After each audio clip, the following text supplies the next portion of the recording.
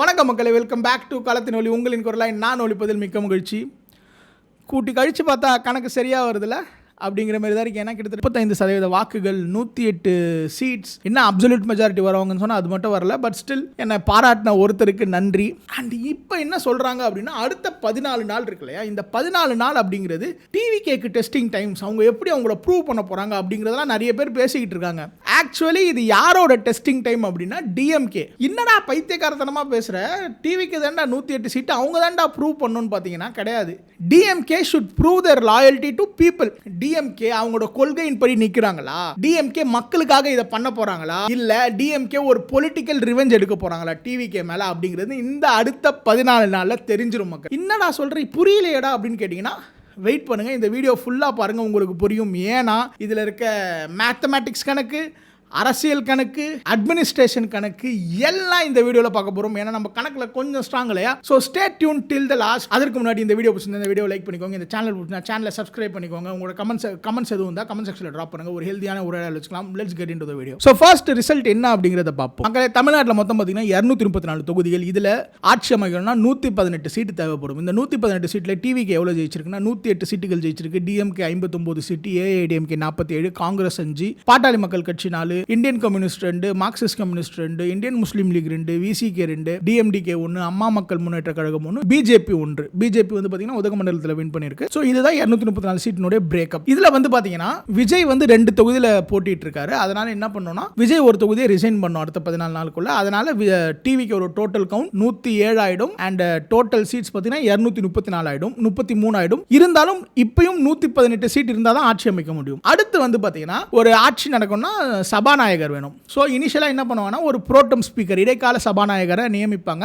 இந்த இடைக்கால சபாநாயகர் யாராக இருப்பாங்கன்னா, இந்த எந்த பார்ட்டி கவர்மெண்ட் ஃபார்ம் பண்ணுறாங்களோ அவங்களுடைய சீனியர் பார்ட்டி லீடர் தான், ஒரு அதிக முறை எம்எல்ஏவாக இருந்தவர் தான் மோஸ்ட்லி ஸ்பீக்கராக இருப்பாங்க. ஸோ அப்படி இருக்கவங்க பார்த்தீங்கன்னா புரோட்டம் ஸ்பீக்கர் ஆகிடுவாங்க. அந்த புரோட்டம் ஸ்பீக்கர் எல்லாருக்கும் பதவி ஏற்றுட்டு இதற்கு அப்புறம் தான் ஸ்பீக்கரை செலக்ட் பண்ணுவாங்க. டிஎம்கே, ஏடிஎம்கே யாருனாலும் ஒருத்தர் நிறுத்துவாங்க, அண்ட் டிவிகே ஒருத்தர் நிறுத்துவாங்க. இந்த இடத்துல தான் டிஎம்கே சரியான விஷயம் பண்ணுமா அப்படிங்கிறத பார்ப்போம். ஓகேவா, அதை நான் லேட்டராக சொல்கிறேன். ஸோ இப்போ டிவிகேல சப்போஸ் ஸ்பீக்கர் செலக்ட் ஆயிட்டாங்கன்னா டிவிகேக்கு மொத்த சீட்டு 106 ஆயிடும். ஏன்னா speaker cannot be an MLA or speaker cannot belong to any party. அதனால ஸ்பீக்கர் வந்து பாத்தீங்கன்னா ஸ்பீக்கர் ஆயிடுவாரு. இப்போ டிவிகேல 106 சீட்டு தான் இருக்கும். அண்ட் இப்போ ஆட்சி அமைக்கிறதுக்கு பாத்தீங்கன்னா 117 சீட்டு தான் தேவைப்படும். ஏன்னா மொத்தமா 232 பேர் தான் எம்எல்ஏவா இருப்பாங்க. விஜயோட ஒரு சீட்டு, சபாநாயகர் சீட்டு ரெண்டும் போயிடும். இப்போ 117 பேர் இருந்தா போதும். ஸோ ஃபர்ஸ்ட் சினாரி இவங்க எப்படி கவர்மெண்ட் ஃபார்ம் பண்ணுவாங்க அப்படின்னு பாத்தீங்கன்னா, கூட்டணி கட்சிகள். இந்த கூட்டணி கட்சிகள் யாரா இருப்பாங்கன்னா, Congress 4, Marxist communist and Indian communist கட்சி 2 வின் பண்ணிருக்காங்க. இந்தியன் யூனியன் முஸ்லீம் லீக், டிஎம்டிகே இவங்க தான் இருப்பாங்க மோஸ்ட்லி. ஏன்னா விசிகே இப்போதைக்கு வந்து விஜய் கூட சேருவாங்க அப்படிங்கிறது எனக்கு தெரியல. ஏன்னா வன்னியரசு எல்லாம் கிட்டத்தட்ட டிஎம்கே ஸ்பீக்கர் மாதிரி தான் பேசுறாரு. I don't think if you will hear to Thirumavalavan's decision, இதனால கட்சி ஒன்றாலும் உடையலாம் அப்படிங்கிறதுனால விசிகே வந்து பார்த்தீங்கன்னா டிஎம்கே விட்டு வராது. அப்போ இதன் மூலமா என்ன ஆகுதுன்னா 106 TVK, Congress 4, communist 4, IUML 2, DMDK 1, மொத்தமாக வந்து பார்த்தீங்கன்னா 11 சீட்டு, 117 enough for forming a coalition government. ஓகேவா. ரெண்டாவது விஷயம் பாத்தீங்கன்னா ஏடிஎம். இப்போ ஏடிஎம்கேன்றது ஒரு சிங்கிங் ஷிப்பா மாறிக்கிட்டு இருக்கீங்க. அப்படி சொல்றேன்னா, ஒரு 10 தோல்வி பழனிசாமி இப்போ 11 தோல்வி பழனிசாமி ஆயிட்டாரு. ஏடிஎம்கே அப்படிங்கிறது தமிழ்நாடு முழுக்க பரவி இருந்த கட்சி. இன்னைக்கு வந்து பாத்தீங்கன்னா ஒரு கொங்கு பெல்ட் ஆர் அந்த சேலம், ஈரோடு, நாமக்கல் அதுல அப்படின்னா மற்றும் கிருஷ்ணகிரி, தர்மபுரி அங்க மட்டுமே வின் பண்ற ஒரு பொலிட்டிக்கல் பார்ட்டியா மாறிக்கிட்டு இருக்கு. அப்படி இருக்கும்போது ஆல்ரெடி பிஜேபியோட கண்ட்ரோல் இருக்காங்க. அது இது நிறைய பிரச்சனை இருக்கிறதுனால அங்க இருந்து ஒரு சில எம்எல்ஏக்கள் என்ன பண்ணலாம்னா ரிசைன் பண்ணலாம். அப்படி இல்லையா, அங்க வந்து டிவிகேக்கு சப்போர்ட் பண்ணா ஆட்டோமேட்டிக்கா டிஸ்குவாலிஃபை ஆயிடுவாங்க. அப்படி இருக்கும்போது 10 பேர் ரிசைன் பண்றாங்கன்னு வச்சுக்கோங்களேன். இப்போ 10 பேர் ரிசைன் பண்ணும்போது என்ன ஆகும்னா, 232 எம்எல்ஏங்கிறது இப்போ என்ன ஆகும், 222 எம்எல்ஏவா மாறிடும். 222 எம்எல்ஏவா இருக்கும்போது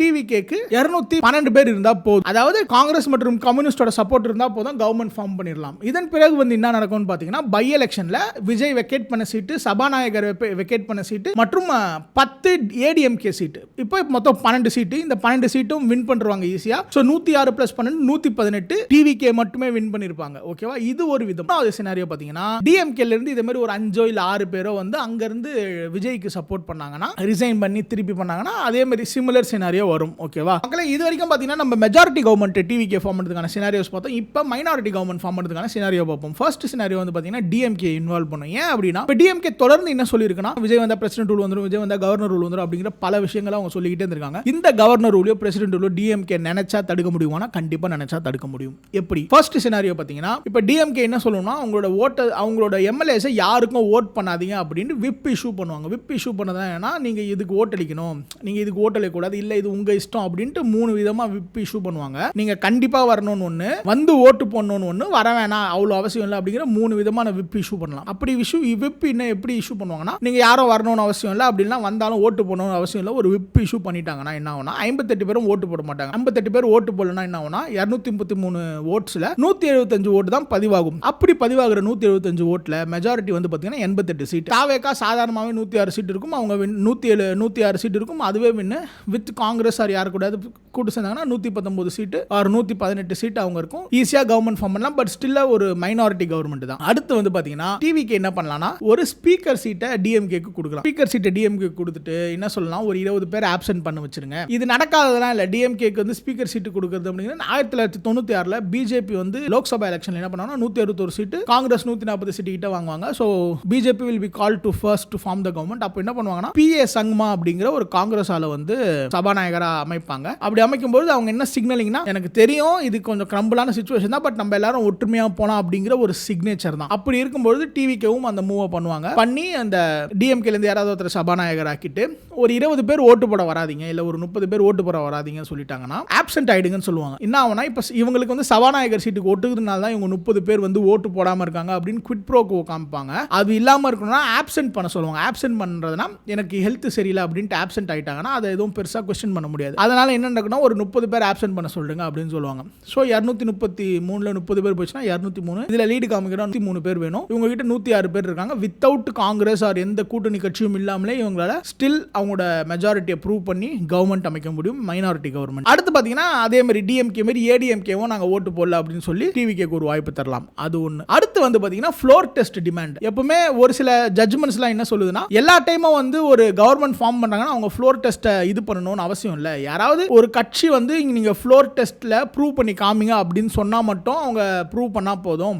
கவர்னர் வந்து வாலண்டியரா போயிட்டு அவங்க அந்த ஃப்ளோர் டெஸ்ட்டை வந்து ப்ரூவ் பண்ணி காமிக்கணும்னு அவசியம் இல்லை. Because it is mandate of people அப்படிங்கிறதுனால. அப்ப என்ன பண்ணலாம், டிஎம்கே ஏடிஎம்கே எல்லா கட்சிகளும் என்ன பண்ணலாம், இந்த இன்ட்ரெஸ்ட் ஆஃப் பீப்புள் ஃப்ளோர் டெஸ்ட்லாம் வேணாம், இவங்க இப்படியே ஒரு மைனாரிட்டி கவர்மெண்ட் ஒரு 106 சீட்ல இவங்க இப்படியே போட்டோம் அப்படின்னு சொல்லலாம். அதுக்கப்புறம் 108 சீட் ஆகும். மேக்ஸிமம் 108 சீட் இருக்கலாம். நடுவில் யாராவது இறந்தாங்க இல்லை ரிசைன் பண்ணாங்கன்னா அப்படிதான் சீட் வருமே தவிர்த்து இந்த மாதிரி மைனாரிட்டி கவர்மெண்ட் ஃபார்ம் பண்ணுவாங்க. இதே மாதிரி தான் எம்ஜிஆர் என்ன பண்ணாருன்னா மைனாரிட்டி கவர்மெண்ட் 1977 ஃபார்ம் பண்ணி அதுக்கப்புறம் நிறைய பை எலெக்ஷன்ஸ் வந்தது. அந்த பை எலெக்ஷன்லாம் ஜெயிச்சு மெஜாரிட்டி கவர்மெண்ட்டாக ஃபார்ம் பண்ணாங்க. அதே மாதிரியும் நடக்கிறதுக்கான வாய்ப்பு இருக்கு. மக்கள் இதுதான் difference scenarios. Majority government form பண்ணுறதுக்கு, மைனாரிட்டி கவர்மெண்ட் ஃபார்ம் பண்ணுறதுக்கு யார் யார் சப்போர்ட், யார் யார் தேவை, இங்க யாரோட முகத்தறியை கிழிக்க போறாங்க அப்படிங்கிறத இன்னும் 14 நாளில் நம்ம பார்க்க போகிறோம். அண்ட் அது வரைக்கும் வெயிட் பண்ணுங்கள். இந்த வீடியோ பிடிச்சிருந்தா இந்த வீடியோ லைக் பண்ணிக்கோங்க. இந்த சேனல் இதேமாதிரி இன்னும் நிறைய வீடியோ சேனலை சப்ஸ்கிரைப் பண்ணிக்கோங்க. உங்களோட கமெண்ட்ஸ் இருந்தால் கமெண்ட் செக்ஷனில் ட்ராப் பண்ணுங்கள். மேலும் இது போல நிறைய வீடியோவில் உங்களை சந்திக்கும் மாதிரி உங்களிடம் வந்து விடைபெறுவது உங்கள் நான் அருண்குமார். பை.